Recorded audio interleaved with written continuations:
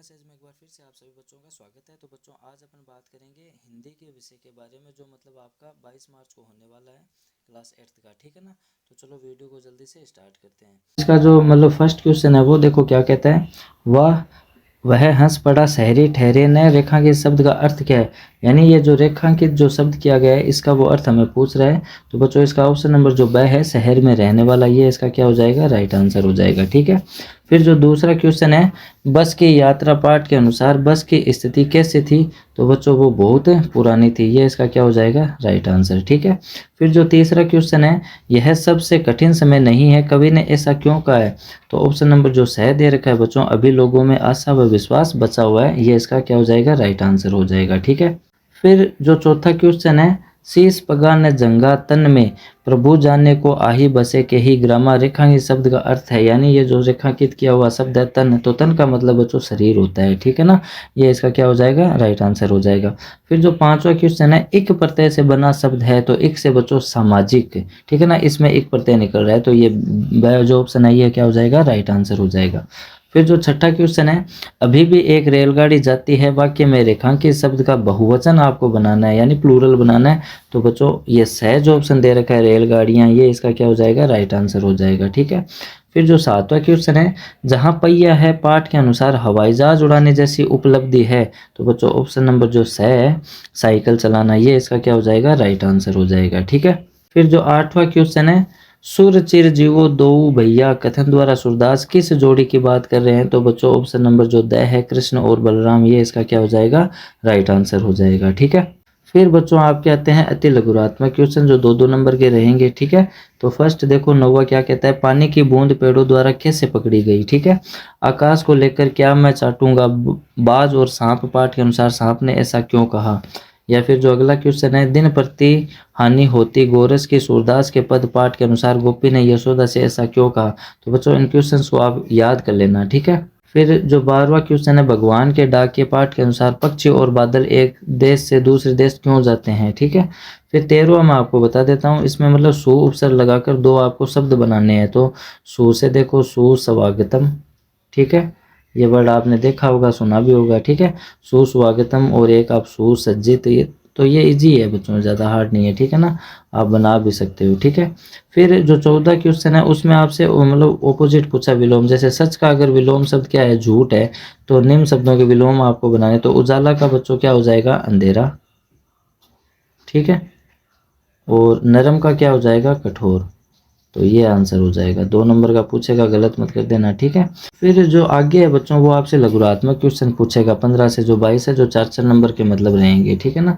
तो 15वां देखो, बस की यात्रा पाठ के अनुसार बताइए कि जो व्यक्ति यात्रियों को बस तक छोड़ने आए वे बस को आश्चर्य से क्यों देख रहे थे। फिर जो 16वां क्वेश्चन है, ईमानदारी को मूर्खता का पर्याय समझा जाने लगा है, क्या निराश हुए जाए पाठ के आधार पर इस कथन के पक्ष में आपको तर्क देने हैं, ठीक है।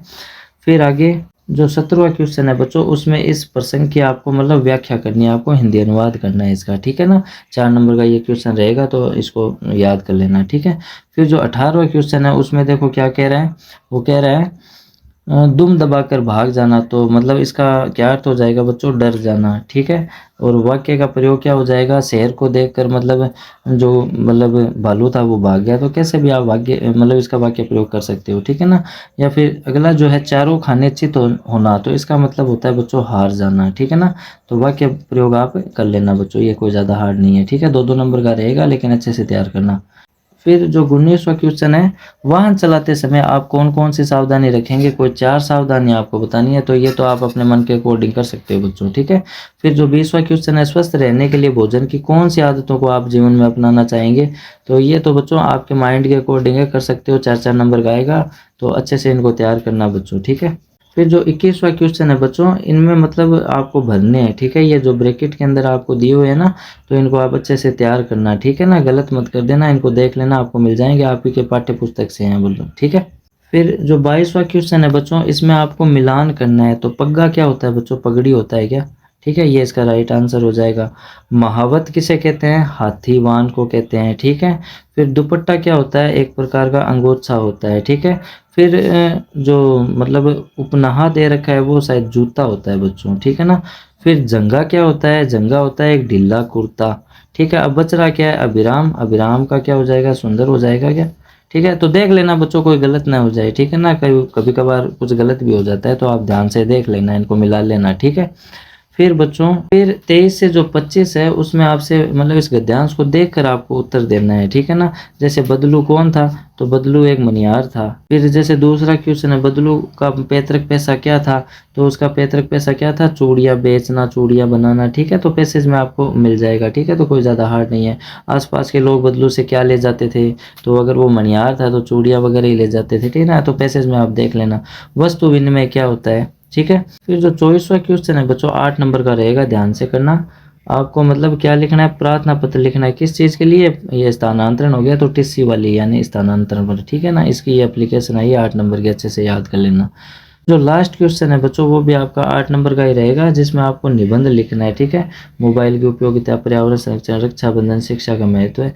तो बच्चों पेपर मैंने आपको पूरा बता दिया है। आई होप आपका पेपर अच्छा ही होगा, इसको आप ज़रूर तैयार करना, ये भी आपके लिए हेल्पफुल रहेगा। और इंग्लिश का पेपर तो आज बहुत ज़्यादा इजी आया था, मतलब आपका बहुत ही ज़्यादा अच्छा गया होगा, और बाकी के पेपर भी आपके अच्छे ही जाएंगे। बस आप अच्छे से तैयारी कीजिए। अब अपन मिलेंगे नेक्स्ट वीडियो में, तब तक के लिए बाय।